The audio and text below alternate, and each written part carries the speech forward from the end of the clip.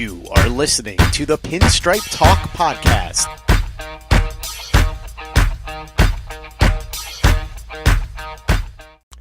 Welcome to another edition of the Pinstripe Talk podcast powered by Delahanty Media.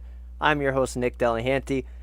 Guys, ladies, gentlemen, whoever is listening to this podcast, we finally have some live baseball to talk about. It's unbelievable, right? We finally have an opportunity to sit down, break it all down for you. And we're going to take a closer look at the Yankees' initial summer camp roster, which was released earlier on Sunday afternoon. It's exciting to finally have some kind of roster news. It's kind of weird not having anything since the season's kind of delayed. But in the same token, we're back at it, and I'm sure there's a lot more where this came from. As always, follow us on Twitter at PinstripeTalkND. Follow my personal account at Nick_Delahanty. Search us up on Facebook, Pinstripe Talk Podcast. Available on all podcasting platforms. Apple Podcasts is the big one. Subscribe, rate, and review the show on there. Also, find us on Google Play Music, Spotify, TuneIn Radio. You name it, the show is there available for you. So basically, I already told you what this show is going to be about. And we're going to talk about the Yankees' initial summer camp roster. And for those of you who aren't aware, each team had to submit their roster up to 60 players by a deadline, 4 o'clock on Sunday afternoon. And what this roster entitles is basically the players that the clubs want to pull from during this short and condensed season. And the main goal of this is to build your roster in a way where your lower half of the roster, the guys who aren't with the active roster, serve as your minor league camp. And there's a lot of rules and things that go into it, and we're going to kind of break that down for you as a whole to give you a better idea before we get into the actual Yankees roster, which consists of 58 players as of this current moment. So first and foremost, what is the player pool? And they're going to be at an alternate training site, the players that aren't on the active roster. So let me explain. So each team had to submit their roster pool. And basically, they're players that the club anticipates participating during the season. So essentially what you're looking at is each club had to sit down and say, all right, here's the guys that we think can make an impact on our big league club this year. These are the guys we are going to have on our alternate roster because of the fact they might be called upon to be used. So all 60 spots are very valuable and very important. And based off your team and your team needs, it kind of helps you dictate where you go with that roster. And again, nobody can exceed 60 players. You can go under, you can't go over. If a player is on your 40-man roster, they can be subtracted from it, but they have to be released, obviously. There's a couple of rules that do go into it. On opening day, your roster is going to be 30. It gets dwindled down to 28 after 2 weeks. And then it goes back down to 26 after a month into the season. So it's giving the teams a little bit more flexibility early on, especially given that the pitchers won't necessarily have a full spring training. So it's a little bit of an incentive for teams to hold a couple more guys on their active roster and try to limit the amount of injuries we see early on. But again, the players are reporting on July 1st. They're going to be dictated to as to where they have to go. Most teams will be holding spring training right in their big league camp, and then they'll be using one of their minor league affiliates close by to house the other players. So there are a couple of things that do get into this. Now, you might be asking, teams do have non-roster invitees to spring training, and they're allowed to keep these players on their active roster, their 60-man roster. They are allowed to keep them there, and what it really dictates is the opt-out clauses that the players do have in their contracts, because a lot of the time, you will see that those players do have a little bit of an opt-out date, which will allow them to reevaluate where they stand. They might stay with that club and make the big league roster, but there are cases where they might have a good spring, and they might not have a spot on that team's roster, so they might opt out and look at other opportunities. So basically, you just have to add them to the 60-man and sort out any contract details in that regards, but they are allowed to be on there. The 60 players are not locked. Obviously, guys can be added and subtracted, can be moved to the disabled list, can be moved to the COVID list. It's just a situation where you're looking at it as a whole, and the main thing that you have to remember too, and this is going to dictate the trade market as well, you're only allowed to be traded if you're on that team's 60-man, I'm going to call it a roster, their full roster. That's the only way you can get traded. So let's use an example, and I might get ripped for this because Yankee fans definitely don't want to see this guy get traded. Jason Dominguez, the highly touted 17-year-old prospect, he did not make the Yankees summer camp roster. He cannot be traded. So even if the Yankees decided to trade for Mike Trout today, they could not use him in a deal unless they added him to that summer camp roster. And in turn, any players that are traded must stay on your summer camp roster, or they must stay on that 60-man roster, we'll say. That's a main thing to remember as well. And again, the number of guys don't change, 30 on opening day, down to 26 a month in. And yes, you can include anybody you want from your organization. There's no limit to who teams could keep.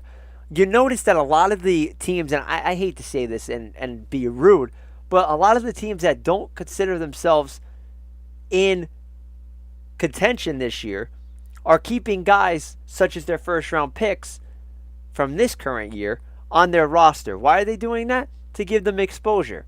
Keeping prospects with a high ceiling that may be a little bit of ways off from actually breaking into the big leagues, or a guy that they think, he's a young guy, but, maybe we'll give him a shot at the end of the year and see what he's got. We'd have nothing else to lose. So you do see a couple of teams playing on that line. And yes, there's trades, like I mentioned earlier. August 31st will be the trade deadline.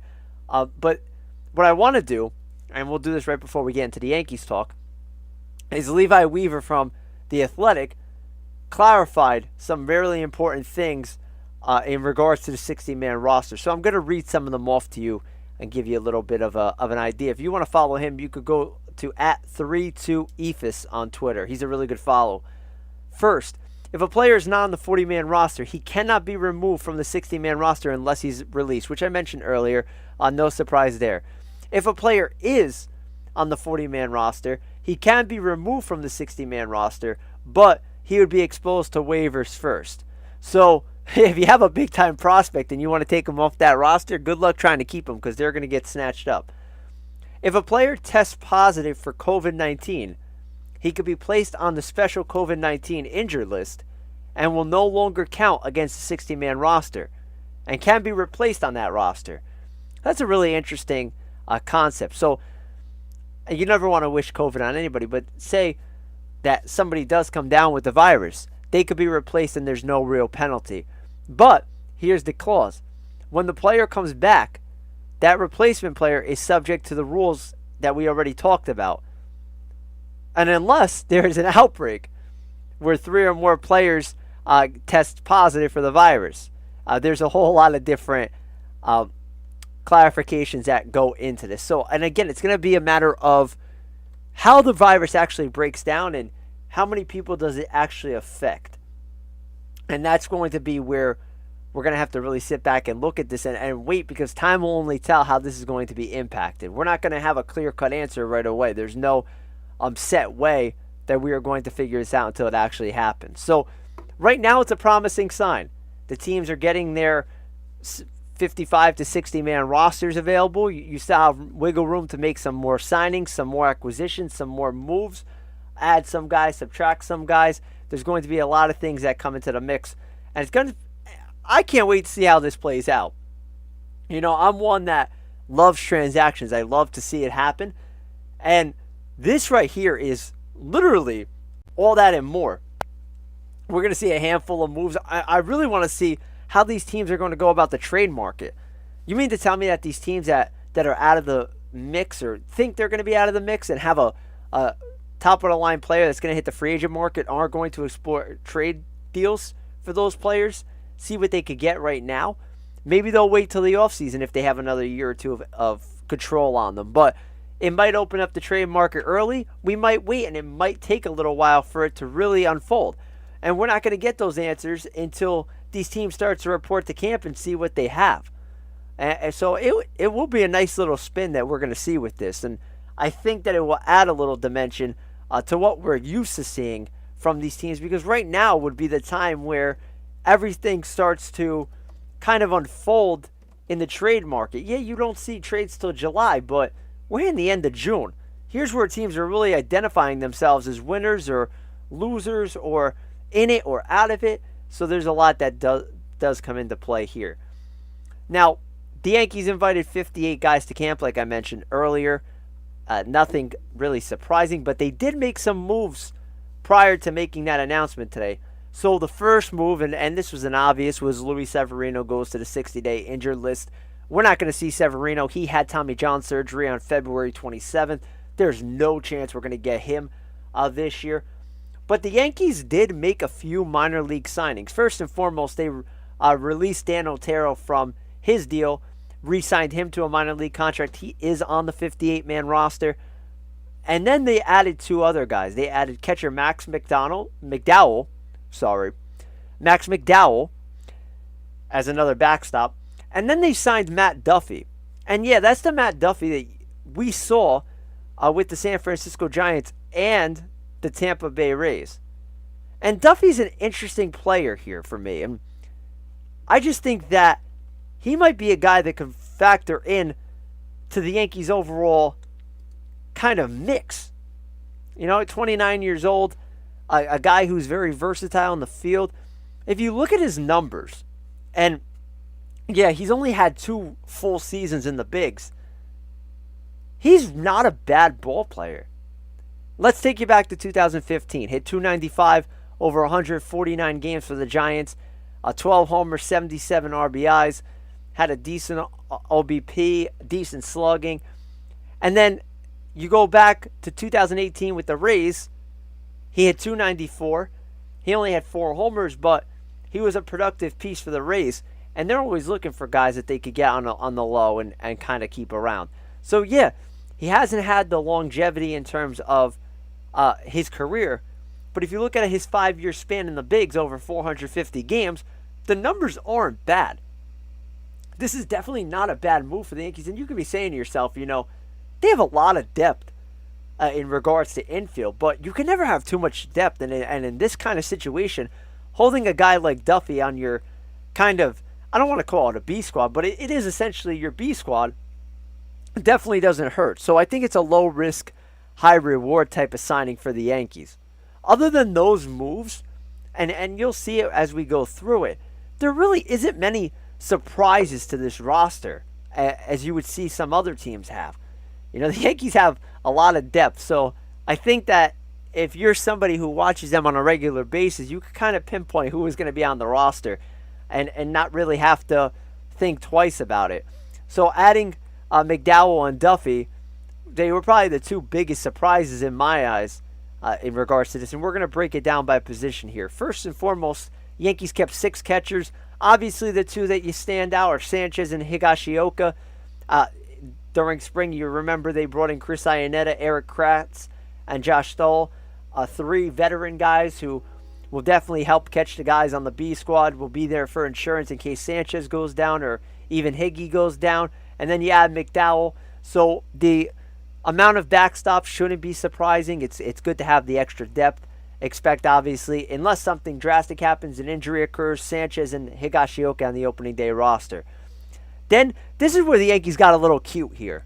And we'll break it down for you. The Yankees had 3 different position player positions, other than not including catcher. They had your regular infielders, you had your outfielders, and then they had a little section labeled infielders/outfielders. Yes, infielders/outfielders. So the guys that are versatile, they put in both. Infielders, they kept 8. So obviously Duffy, we mentioned. Thairo Estrada, a guy who you can make the case deserved the spot. He's there. Mike Ford, he could arguably be on that opening day roster. Kyle Holder, a fast shortstop middle infield type of prospect, a guy who hasn't shown the ability to really hit for much average, but a guy the Yankees seem very high on. And then your obvious choices, you got LeMahieu, Torres, Urshela, and Voit. No surprises there. They keep a guy like Holder in the mix, Estrada in the mix, Duffy, guys with versatility and experience. Then your outfielders, once again, the Yankees kept 8. You got your obviouses. You got your Gardner, Hicks, Judge, Stanton, Tauchman. That's your 5. The other 3, Estevan Florial, a highly touted prospect. He gets his chance. Hey, who knows? They might have to use him this year. Clint Frazier, another one. He's a guy that has shown the ability to hit at the big league level, but just can't seem to stick. And Zach Granite, a guy who the Yankees acquired. He seems like a guy that a lot of people seem very high on. I hate to use the same word again, but they do. They seem high on this kid. They think he's got a lot of potential, so he makes the roster as another outfielder. It's all going to come down to the health of Judge and Stanton and Hicks. Stanton, they say, is healthy, but who knows? Hicks is coming off Tommy John surgery. Is he ready for opening day? And the big question mark, we talked about it last show, Aaron Judge. What the heck's going on with the big fellow in right? We need some answers here, and we haven't gotten any yet. And then, if you can name 2 of the 3 guys that I haven't mentioned yet, I'll give you a follow on Twitter. Hit us up, let us know if you got the 2 guys that you might have missed in the infield and outfield section, but are included in this infielders/outfielders projection. And those guys, we'll name Rosell Herrera first. He's the first. Then you have Miguel Andujar and Tyler Wade. It's a rather interesting note that the Yankees list Andujar as a possible outfielder because I expect to see him get some reps in the outfield to get him some at-bats. And Wade's a guy we saw in the outfield last year, a guy who's going to be good defensively wherever you put him, a guy with a lot of speed. He's going to make the opening day roster, obviously, because of his speed and what he brings versatility-wise. But it was really interesting to see how they listed him as both infielders and outfielders when they could have listed them both as just infielders. I guess they want to keep the versatility there and show the world they're not kidding about playing Andujar in left field a little bit, maybe even right field. So that'll be a nice, interesting spin to it as well. And finally, we get to the pitchers. And the Yankees kept 33 of them. Yeah, 33 is a high number. It's a big number. But on a roster where you have 60 and you have 58 currently, 33 seems like a good number. Because let's face it, number one, the Yankees go through pitching like water. They like to mix and match. They like to use guys. And in a shortened season, they're going to need bodies and they're going to need fresh arms. So the number of pitchers, definitely not surprising. Was there anybody really surprising on this list to me? Obviously, Garrett Cole. Who would have thought that guy would have made the roster? Just kidding on that one. You know I'm kidding. Calm down. Don't throw anything at your screen or your phone. I was just kidding. But the obviouses are there. You have your Zach Britton. Luis Cessa, a guy who is out of options. The Yankees don't want to lose him, it seems like. Aroldis Chapman, Garrett Cole, Chad Green. You could throw David Hale in there. They like that guy. Jay Happ. Jonathan Holder, Tommy Canley, Jonathan Loizaga, a guy who I think would factor in better in the bullpen. I don't know. I just think that over time he has electric stuff and could definitely be like a Dellin Betances type of guy out of the bullpen. Not saying that they're the same pitcher, but I could definitely see that being a nice fit for him. Jordan Montgomery, the guy who I think is the 5th starter on this team, a guy coming off Tommy John surgery, showed some promise in his first stint with the Yankees before the injury. I think that he's a guy that could definitely make some noise in the 5th spot, especially with the Yankees offense. There's a chance this guy could win a lot of games. Adam Ottavino, James Paxton, Masahiro Tanaka. Those are the guys that really are obviouses, you know. If you look at opening day, you're expecting those guys to be in the mix for one or more of those spots, you know. Those are the guys that they're obviously there. So that's not a surprise. In terms of pitching prospects, Albert Abreu and Domingo Acevedo made the roster, the 60-man. They should get another look. I don't know if they're used right away, but those are some electric arms that the Yankees have high hopes for. Then you go to Davy Garcia. We know about Garcia. We're waiting for him to make his Yankees debut. We're waiting for that. I doubt it's going to happen right away, but he's there. He's going to gain that experience. The Yankees want him to keep learning. Ben Heller, another guy. If you read my article on the Bronx Pinstripes website, I had Heller being the final piece in the bullpen. I think the Yankees are really, really sold on him being a good piece out of the pen. He's a guy that should get a really good extended look when we get back to action early in July. Michael King, a lot of people say Garcia is the guy, but to me, King is the Yankees' best pitching prospect. I just think that he's got the stuff, he's got the size, he just screams future starting pitcher in the big leagues to me. I like Garcia, but I love Michael King. Then you have Luis Medina, another guy I've seen a lot of, has some good stuff. Nick Nelson, Adonis Rosas, Clark Schmidt. Clark Schmidt's another guy. If you play MLB The Show, you got a little taste of him if you completed the Yankees affinity. He's a guy that has a good 4-pitch mix, and they project him as a starter as well. And then you have a bunch of guys that, and I was reading from Baseball America because I love to read up on some of the guys, the pitching prospects that you don't really know so much about. But it seems like the Yankees had a trend. A lot of these guys are hard-throwing right-handers. They had a couple of lefties in the mix, I guess, to give them a little versatility in case a guy like Britton or Chapman goes down to add to the pen. But there's no real surprises overall in this roster. And if you think there are some surprises or somebody that you think should have been put on the roster, let us know. Hit us up on social media at Pinstripe Talk ND, my personal account at Nick_Delahanty. You sit back and you read social media and you see everybody saying, I want to see Jason Dominguez on the roster. I want to see Anthony Volpe from Del Barton, New Jersey guy. But is it really worth giving them a spot when they're obviously not ready for the big leagues? Like, yeah, Dominguez gets comparisons to Trout and Mickey Mantle and you name it, he's compared to him. But is he really, really ready for that? And yeah, a lot of teams are opting to give some of these promising prospects a chance. But with the Yankees' injury history, every spot on that roster is going to mean something. Every spot on that roster is going to be important for them. So they're not in a position where they could really play around with some of their prospects. And unfortunately, they're up for a World Series title. So I don't think anybody's going to complain about who they picked for this roster. When they sat down, and I'm sure Brian Cashman, Aaron Boone, all the coaching staff, you name it, I'm sure they were in on it. When they were constructing this 55 to 60 man project, and I'm going to call it a project because it's not done yet, they were thinking, we are competing for a World Series championship in 2020. As we go to compete for that World Series title, we need the best players available at our disposal in order to do that. If player X goes down tomorrow, we need player Y to be ready to go. And they were constructing this roster, taking the best available talent they had and the best available players that they could put into the mix. And that's essentially what happened here. And that's why there's no surprises. The good teams don't have surprises on these rosters. Yeah, a Baltimore Orioles or a Miami Marlins or a Detroit Tigers, teams that really aren't going to be in the mix unless something drastic happens, can play around with that. They could have the opportunity to say, you know what? We just drafted this kid. We're going to give him a look.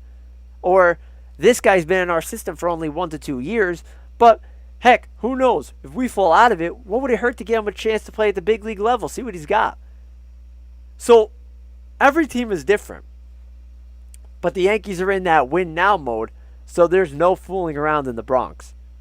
And I'm sure it's going to change. I'm sure guys are going to be added and subtracted. And I'm sure that even though they're limited to just 60 players, I'm sure the Yankees have told players, probably up to 100 to 120 players, be ready. You never know what's going to happen. Be ready.